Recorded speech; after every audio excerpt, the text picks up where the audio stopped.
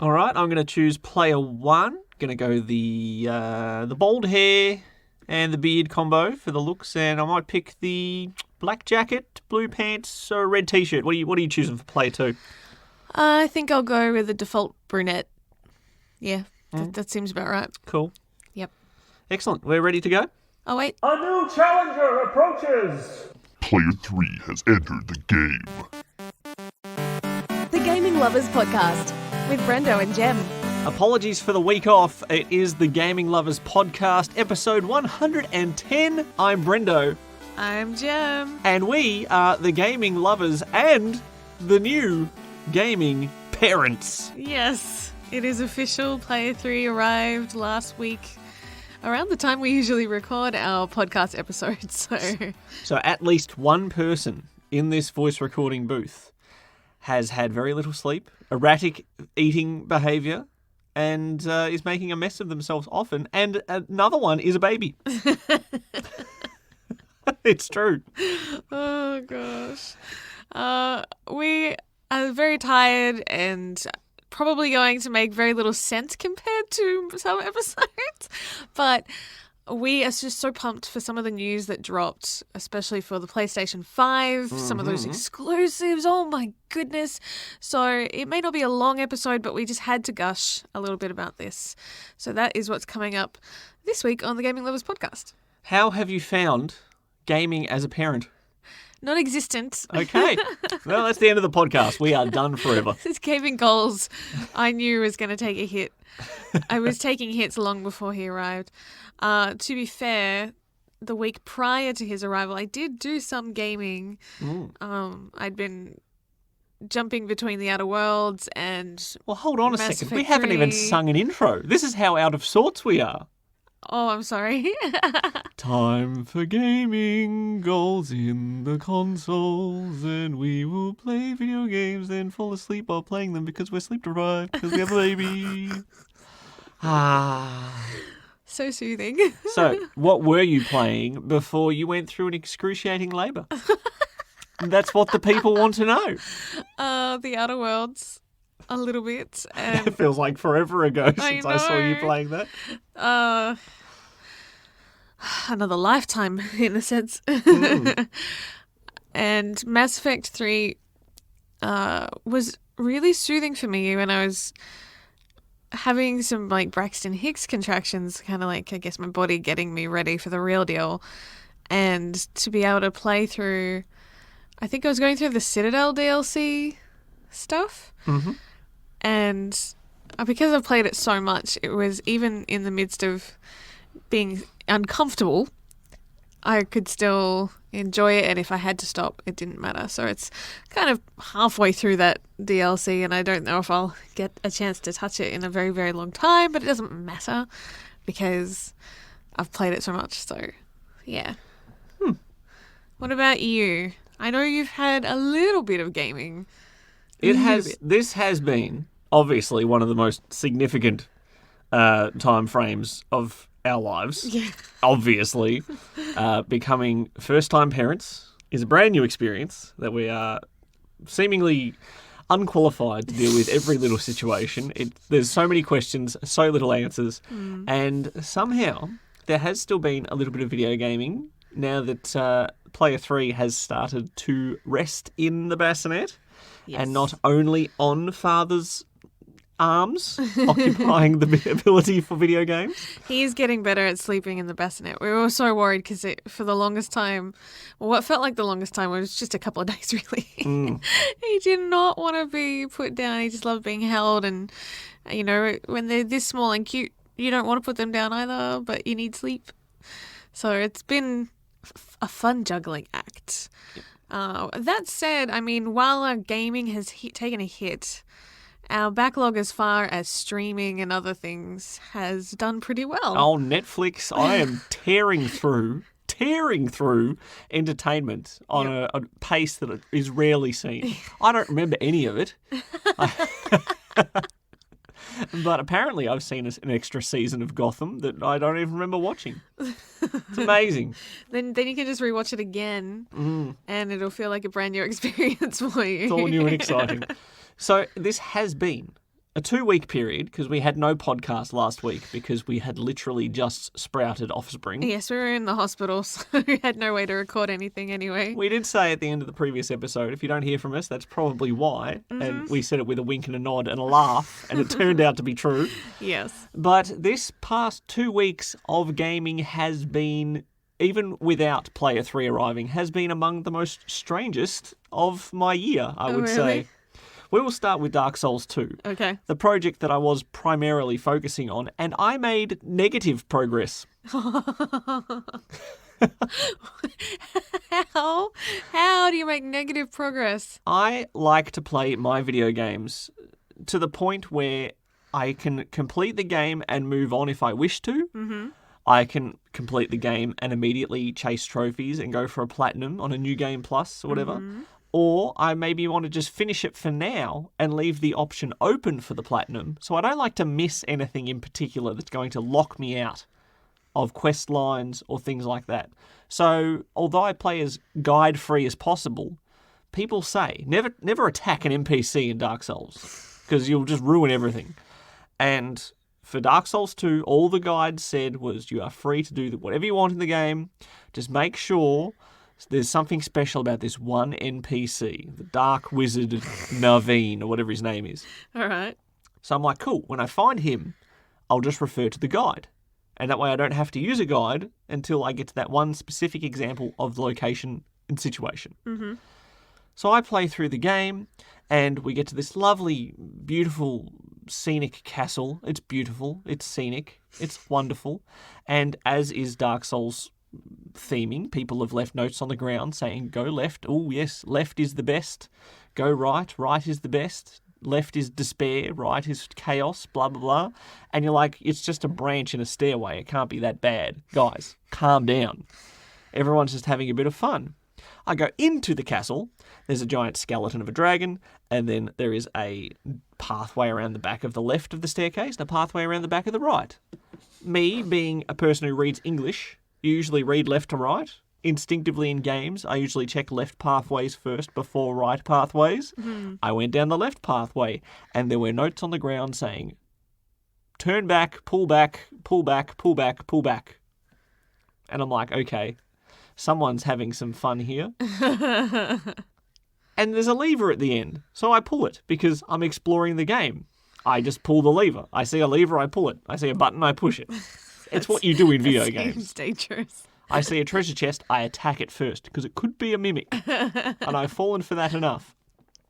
So, nothing happens when I pull the lever, so I go back on the right-hand pathway, and there's an NPC just sitting on the floor, and he says, I can't believe you've done this. And I'm like, what have I done? What do you mean? What do you mean that you can't believe I've done this, NPC that I've never met before? It turns out by pulling that lever, I unleashed him from his cage, and I never even saw him in his cage before I released him from his cage. So I have stuffed up my perfect run of Dark Souls 2, a game which auto-saves immediately upon doing anything. So I check forum posts, I check frequently asked question guides, I check walkthroughs, I check platinum guides, I check YouTube. Everything pretty much says, you, sir, are screwed. And you have mucked up not only this quest line, but several others. Oh, so no. There goes your potential for a nice, quick, smooth platinum run. So I immediately tried to turn off my PlayStation 4 without quitting the game, thinking, maybe it hasn't fully saved yet, risking corrupting the whole darn file. Then I turn it back on, load up the game, and guess who's staring at me? Dark Wizard Naveen, whatever his name is, just looking at me, out of his cage again. So I did the only sensible thing, and I logged onto my PS Plus cloud, and I re-downloaded the automatically uploaded cloud save. Oh. From about 5 days prior. Is that cheating? This is all prior to birth. Yeah. I had time to play this game. And in 5 days, I'm like, it's Dark Souls. Seriously, how much progress would I have made in 5 days? So I, without even checking the stats, just deleted my hard drive save, re-downloaded the cloud save, and booted it up, and I had lost about 7 hours of playtime. Oh. had lost progress through about 2 entire areas in the game and several bosses that I now need to re-defeat. I don't think, now that I've a bit more sober-minded, I don't think it was a smart trade-off purely to put Dark Wizard Naveen back in his cage. And since I am so tired now because of Player 3, I'm probably going to make the same mistake without even thinking when I get there. I'm just going to be on exploration mode again. What have I done? Silly beans. Oh, dear. So I made less progress than what I had done at the end of last podcast because I'm not that smart, I would say. Cool. Cool. Anyone else made a fool of themselves? No? Just me? Okay. Not with Dark Souls, anyway. Okay. One thing I have noticed you playing while Play 3 is with you is Sonic. Yes. Sonic 2? Sonic Adventure 2. Oh, yeah. A game that I did say was itching at my brain a couple of weeks ago, and it's been one of the great white whales in my gaming history. Sonic Adventure 2 has been out for 19 years. I had it on the Dreamcast, and I'd never 100%ed it. Oh, wow. And to do so, you need to get 180 A ranks, or 180 emblems. Every level has 5 A rank missions. Some are just impossible, especially when it was out on Dreamcast before the era of YouTube. And the only guides you could find was a paragraph about what to do to get an A rank while you're playing a Sonic game. That sounds helpful. Now, thankfully, because of YouTube and online guides, if you're stuck doing something, you can just watch someone doing it and say, I didn't know that enemy was off to the side there that's worth an extra 500 points. So if I kill him, I get closer to the A rank than I was. That's kind of cool. And so I am awfully close to completing every level's A rank. I have literally one mission to do in a Shadow the Hedgehog level. I have the final mission of the game's 5 missions, and that's all the action stages, and then it's just raising a chow to compete in races and karate, which is exactly how I'm going to raise my child. I'm just going to pass animals to it. It will adopt the characteristics of those animals, and our little Player 3 will one day be able to do the most efficient racing and karate of any child in the schoolyard. Well, okay. How have you found those late night gaming sessions holding a bub at the same time? I have been trying to hold down the worst of the hours on the schedule, sort of the 3 to 4 a.m. Shift. Taking over, letting you get some sleep at long last. And I've sort of slipped into the same mindset I go on when I have to wake up at that time for work. Mm-hmm. And I'm just like, well, I've got an early shift that starts at 4 a.m. coming up on Friday. So Wednesday and Thursday, I'm just going to set my alarm stupidly early, be miserable for the whole day, but I'm going to get up at 4 a.m. and I'm going to play video games until the sun comes up.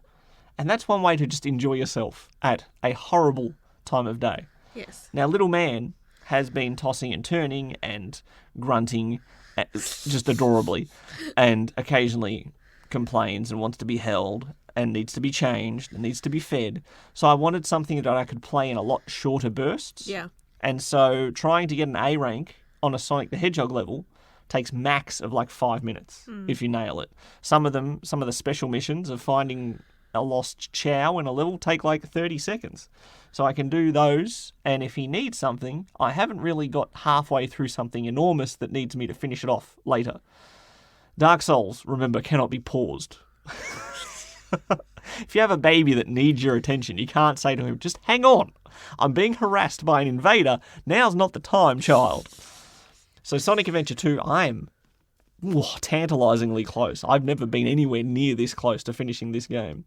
I had drawn up checklists in a A3 exercise book back when I lived at my father's house for this game a decade ago, over at least. Do you still have that? Somewhere, surely. My sister and I planned out what each chow's name and what they were going to look like by giving them specific animals. Adorable. Adorable. And the only other game, apart from those, that I've played in the past 2 weeks was a game that I bought and it was on back order, and I forgot I ordered it, got no notification that it had shipped, and then it arrived at my doorstep. And in the global pandemic era that we were living in, gyms were closed. Yeah. There was no way to exercise in the comfort of your own home if you're someone like me who needs a gimmick. And so I got my hot little hands on something that has been so hard to get. Ring Fit Adventure I forgot about that. for the Switch. Have you Brendo, played it since playthrough arrived? That's a no. look, Brendo he looks good in a pair of yoga pants. I wanted to make a proper exercise effort Yep.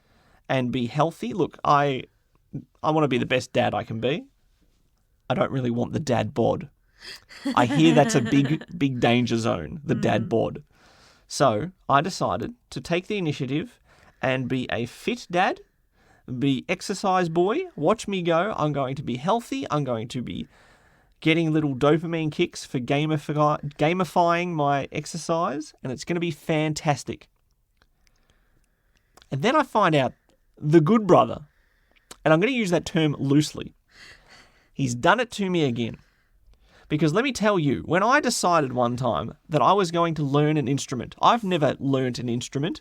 I've never been able to play an instrument. And I, out of my own initiative, think, you know what I'm going to do? I'm going to learn how to play the piano. Because I can do that. It's just a big game controller, right? Perfect. So I took the initiative to try and learn how to play on a little tiny keyboard. And I was doing okay.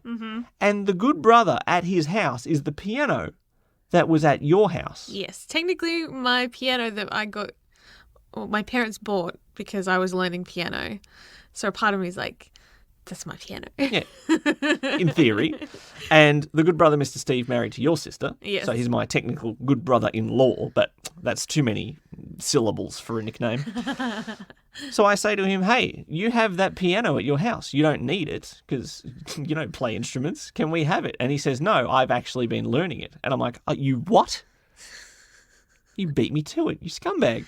And now I want to be Ring Fit Adventure Man and save the world from a spandex-wearing giant demon creature and defeat enemies in turn-based JRPG combat using squats and lifts and thrusts. And what do I find out he's been doing? Oh, he's just been doing 5,000 push-ups this month or some stupid amount. And again, I try to take the initiative on something and the good brother beats me to it. Furious. Does he wear spandex though while he does it? I would love to see him in spandex. Oh dear. But yes, since Player 3 has arrived, that came all to a crashing halt because I have very limited energy reserves. These first few days of looking after baby has been exhausting, and hopefully it's just like, 12 days of just exhaustion, and then he will just learn how to sleep. Is that how it works? Oh, honey. So hopefully I go back to Ring Fit Adventure, and it's not just one of those another stupid healthy exercise gaming gimmicks that I've been a sucker for in the past. Disappointed in myself. I had a feeling. Just letting myself go. I had a feeling. Oh, you never know though. You might bounce back. Maybe. I need a nap. We'll be back right after this with all the highlights from the PlayStation 5 reveal. You're listening to the Gaming Lovers Podcast. Want to join the conversation? Visit thegaminglovers.com. Record your comment or question by clicking on the button on the right-hand side. And you could be featured in the next podcast. So look, since we last recorded a podcast, probably the single most exciting moment of the entire 2 weeks has been the PlayStation 5 reveal event. No? The healthy arrival of our baby boy? Oh, okay, sorry. The funny and kind of sad thing too about the last episode that we did, we talked about all of these showcases of different, digital events that were going to happen, and then so many of them got delayed or cancelled. Yes. And we're like, well, that's made our episode completely moot. Obviously serious things happening in the world, but it was disheartening to see all the things we've just Discussed. promoted, Yep. being moved along the calendar a little bit. So But whoops. the PlayStation 5 reveal, though, Yes. the game showcase So good. was legitimately probably the best presentation I've seen of this type, potentially ever. It was so good, and there were so many great games. It was succinct. There was big announcements, surprises we didn't see coming, and we got to see the PlayStation 5 new look in all its glory. I'm still not sure about how I feel about the design personally, but it might grow on me. I don't know. So they started off talking about Grand Theft Auto 5. Ah, GTA 6 finally here for the new consoles, is it? No. What's that, 5? Again? Yes, it's back because... Was that on the PS4? Wasn't that on the PS3? Yes. Oh my goodness. The game that never ends. GTA Online will be free for anyone who gets a PlayStation 5. I don't know if that's motivation enough. For some people, they might just be happy that a game that they really love is on the newest console. I mean, there's tons of games that I love that haven't been ported to like PlayStation 4 and the like. So being able to play a slightly cleaned up version of the Mass Effect trilogy on a new console would be an encouraging thing for me. Well, if you've spent hundreds of hours on your character as well, and you're not ready to say goodbye. Never going to say goodbye. Never going to say goodbye. I'm talking about GTA, not Mass Effect. This might just be the incentive to pick the PS5 and not the Xbox Yep. Series X. And Who knows? It's a little expanded, so I imagine that there's more stuff to do in the sandbox area. One that really got our attention, Spider-Man. Straight out of the gates. Miles Morales. So I know I didn't finish the Spider-Man game, but I do know enough about it to understand what's happening next. So there was a bit of confusion. This is probably one of the few things that made people a little unsure if it was this whole new game, if it was DLC, but it looks like it's going to be kind of like Lost Legacy as far as the Uncharted, where it is a game on its own, but it's not long, or like First Light. For Infamous. For Infamous, yeah. Yep. Where it's a smaller campaign, but essentially standalone-ish. It's probably going to reuse the same map, but another little campaign featuring Miles Morales. Yes. Very cool. Yeah. I'm excited for that. I'll play that in a heartbeat. Showing off the beautiful graphics, you can't not have a new console launch video without a car game showing off just how beautiful it is. And Gran Turismo 7 is in the works for PlayStation 5. And, you know, that Aston Martin. They picked the right car to got my appeal to your attention. heart. I love Aston Martins. So it's weird. It's one of those things where I'm like, I prefer cartoony racing games, but my dad used to play a lot of the very realistic ones. It was one of the few ways we could convince him to buy us a brand new video game in the Nintendo 64 era. It's not unheard of that I would buy a car racing game of this type. When I got my Xbox 360, I got Project Gotham Racing because it was stellar graphics, and Yeah. I would use it as the graphical showcase. Just be of like, my hey, new check out how console. rad this is. Yeah, and this game looks stunning. Yeah, absolutely beautiful. One that we both squealed at a little bit was Ratchet and Clank. Yeah, baby. Look how shiny Clank is. Ripped apart. And now this was a perfect game to illustrate the lack of load screens in video games for the PlayStation 5 because of the way that this game is formatted, where you go through these rifts from level to level, basically world to world, and with no wait. Yeah, that's been done in the past, I'm sure, but not at this pace. Yeah. Because thanks to the solid-state drive, you can have almost instantaneous loading Yep. of an entire new level. So you can just jump through a wormhole into the next level, and it's completely different graphically, and it's loaded almost instantly. That is going to be gimmicky, I'm sure, but Ratchet and Clank games have an excellent track record of being superbly fun, and if they can show off just how rapidly you can change levels using this experimental technology at this point, Yep. it should be a fascinating ride. And I bloody love Ratchet and Clank. One other thing I think that really got your attention, a new IP called Stray, very robot-esque, I guess post-apocalyptic world where all the humans look like they're gone, or even just organic creatures. Thankfully, the robots have taken our places precisely. So we have destitute robots, we have homeless robots, we have bartending robots, and most important of all, we have the most gorgeous looking cat that you assumably play as. Yes. And he wears a little backpack and looks so smart, and I want to pet him. It looks intriguing, that's for sure. Playing as a cat in that kind of world. I mean, it's definitely a unique concept, so that's intriguing, and that's slated to come out next year. And I have mentioned in the past, if I see the Annapurna Interactive logo attached to any of these indie projects, they have an excellent publishing track record of picking good developers, good games. And so as soon as I saw that logo pop up, I knew I was in for something that I wanted to play, and then there was a cat. Yep.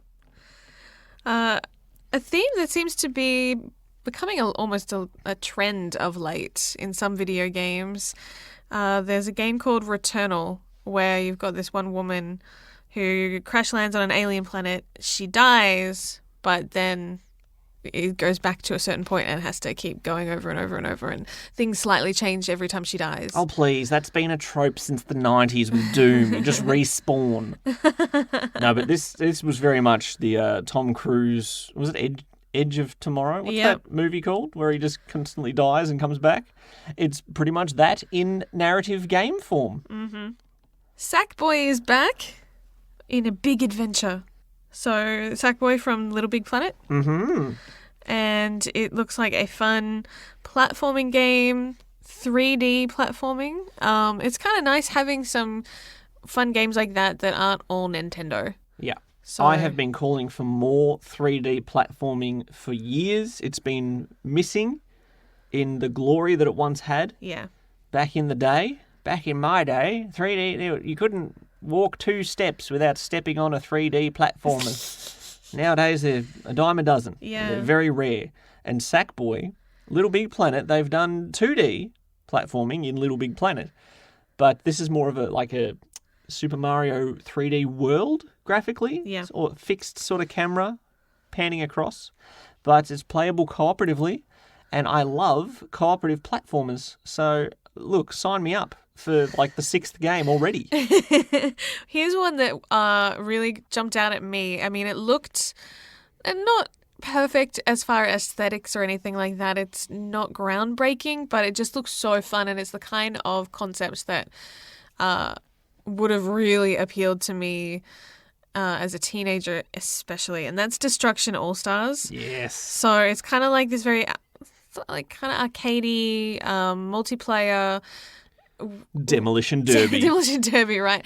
Where the goal is to destroy the other cars, and there's sometimes people get thrown from their vehicles and then they're on foot, and it just looks like absolute mayhem, and I love it.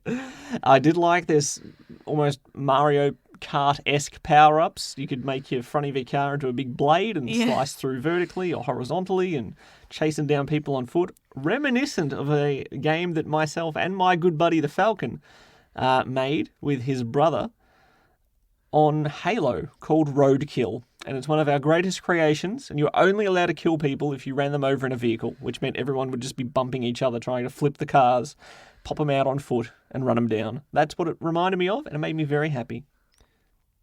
One game that is trying to be like Life is Strange, but with dinosaurs. That's exactly how I was going to describe it. Goodbye, Volcano High. Goodbye, Volcano High. I was literally going to say it's essentially Life is Strange, but with dinosaurs. We've got indie soundtracks, check. Yep. Teenage emotions, check. High school drama, check. The art style, it's more hand-drawish as well.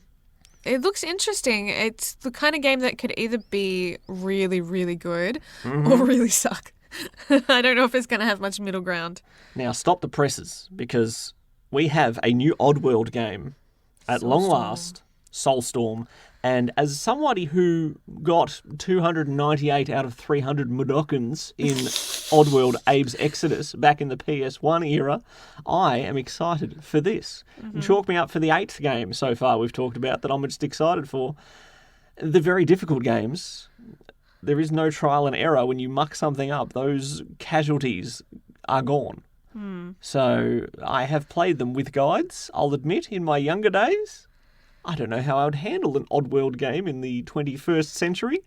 Bit different. It definitely looks dark, tone-wise, so not really my cup of tea. A lot more but emphasis on story this time, I think. Yes. One thing that had you salivating, Ghostwire Tokyo. Yes! Shinji Mikami, the original master of Resident Evil's creation. Yes. He has worked on The Evil Within, and in particular The Evil Within 2, one of my all-time favourite horror games. And now we have a first-person horror game in Tokyo, of all places. Mm-hmm. As real as a Tokyo can possibly be, with almost Bioshock-style powers. We've got Japanese folklore. We've got all sorts of supernatural antics. Mm-hmm. That combination makes me excited. So sign me up for the 10th game so far that we've talked about. I'm all about that. Share the love. Follow us on Twitter at Brendo Jem. That's BRENDOJEM. Now, there's one game that I don't think you're interested in at all. And it's certainly something that you and the good brother will turn your nose up at, really. Mm-hmm. But hear me out. Hitman 3. Oh, Hitman! Hitman 3! Hitman 3 and... The current Hitman games have hit home run after home run. They have not put a bad step forward, and I'm excited for Hitman 3. It sounds intriguing. It sounds like they're flipping the formula just a little bit and turning you into the hunted. Ooh. So that should be really interesting. But they've done some solid releases in this reboot of the franchise. So Yes. The first one was episodic. The second game launched all at once. I'm assuming the third will launch all at once too, because it was very well received, yes. doing it that style. And look, sign me up for the 47th game that we've talked about so far that I'm interested in. So that was a pun on Agent 47.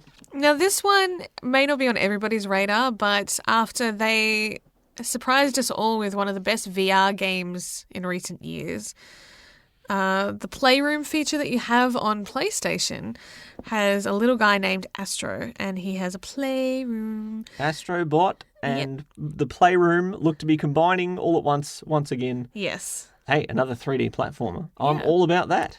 The resurgence is here. Get excited. Absolutely. It looks very cute, and sometimes it's these little almost stealth bonus games that kind of come almost built in that can actually be surprisingly good. So don't discount it. What did you think of Little Devil Inside? Because it was like a grand adventure, slaying giant monsters, but then we flash forward, presumably, to when the adventurer is old and he's doing a toilet stop. And I don't know what it was. The art style's like half cutesy, half real. The tone of the trailer was amusing. I don't know what it is. Very strange. It made me chuckle. I don't know. I don't have enough information to feel like I know fully about the game or what I feel about the game. But the trailer made me chuckle, so there's that. We also had NBA 2K21, which featured goodness. realistic sweat. So realistic. And those paws, man. Let's move on.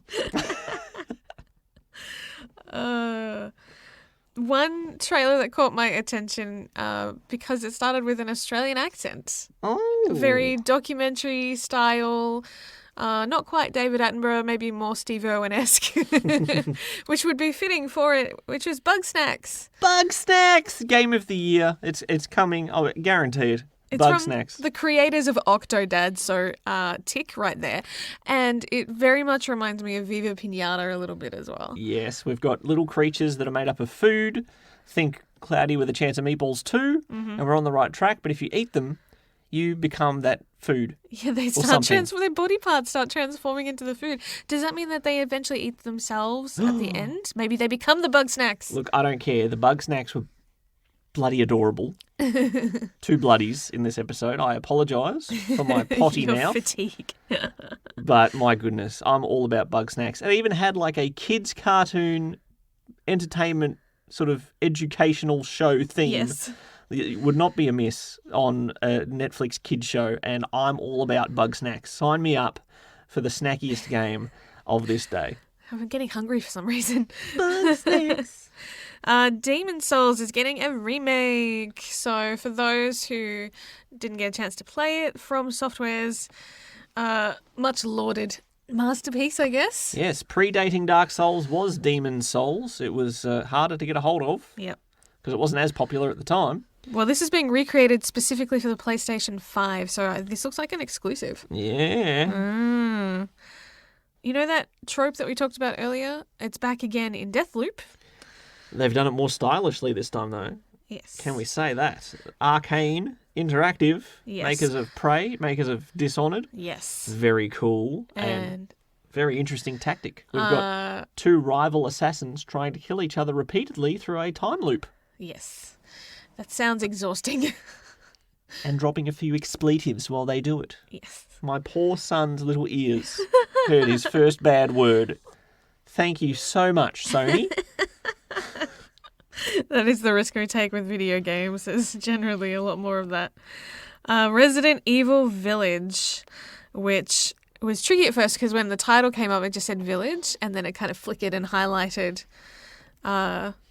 the first few letters in Village to coincide with 8. Yes. Which was very clever. I love they good graphic couldn't have named design. it anything else. I don't think there's any other word in the English language that they could have used for that. Mm-hmm. The game started off simply showing like snowy mountains. Yep. And that sort of horror snowy mountains. Yep. A little shack in the woods. I'm thinking, is this like Until Dawn 2? You've got maybe? a woman reading a creepy story. You know, a lot of very stereotypical type things. And then we saw a little flash of an Umbrella logo, Yeah. and that got me excited. And Chris Redfield, my goodness, what poor career choices you have made, young man. He was a good stand-up man, and now I think he's turned evil. I think Chris Redfield is evil. Oh, no. How could he? Well, you'll find out next year. A lot of these games we'll still be waiting on for a little while, but I think that's probably for the best for us. Sign me up for the VIIIXLC game that I'm excited for on this podcast. That's not real Roman numerals, I'm sorry, but I had to make it the joke. Share the love. Like us on Facebook at facebook.com/The Gaming Lovers. There were a couple of others as well. Yeah. There were a few others that we didn't really want to go into great detail because we're just like, cool. Yeah, they're not going to compete with Bug Snacks for our attention, really, so there's no point. Yeah.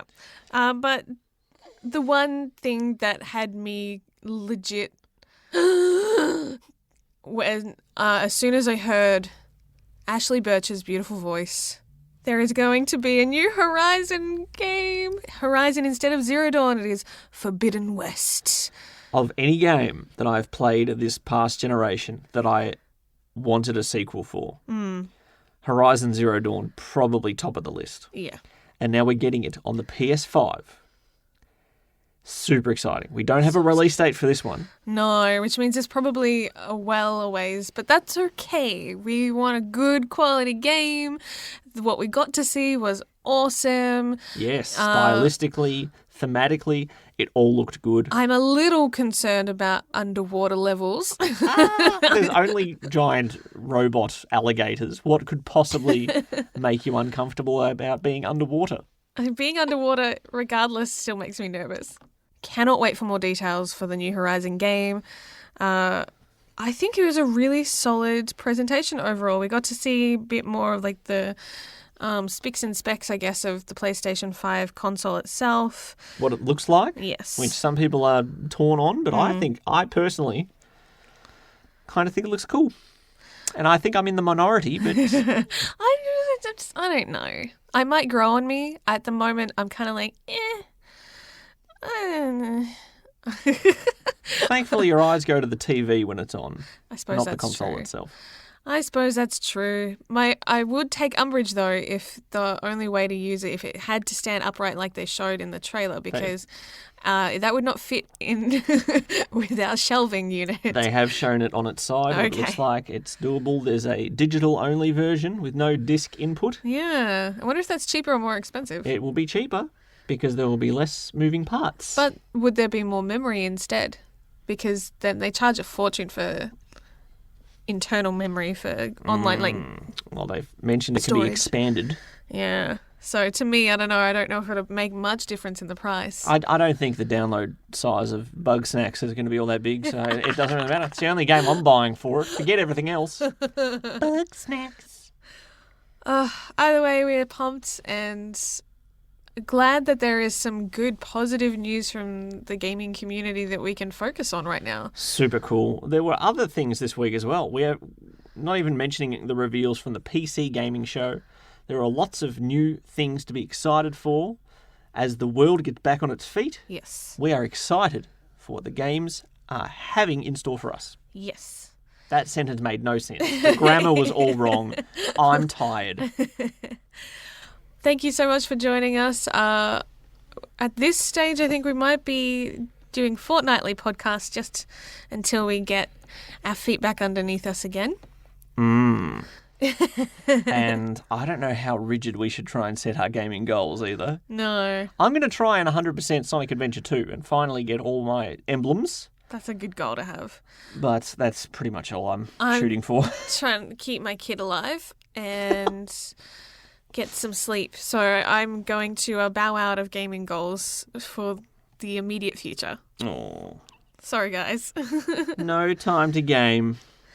There might be, but I'm not going to try to force it. If there's any gaming, it will be a pleasant surprise. Maybe some Animal Crossing. What do you think? Sounds good. Thank you for your well wishes and your support Yes. during this time. Apologies for the altered schedule. But hey, we still are committed to being here and being gaming lovers and gaming parents. Yes. Until next time. Sayonara. Chowski. Thanks for listening to the Gaming Lovers Podcast. For more episodes or to watch some live stream gaming, visit thegaminglovers.com.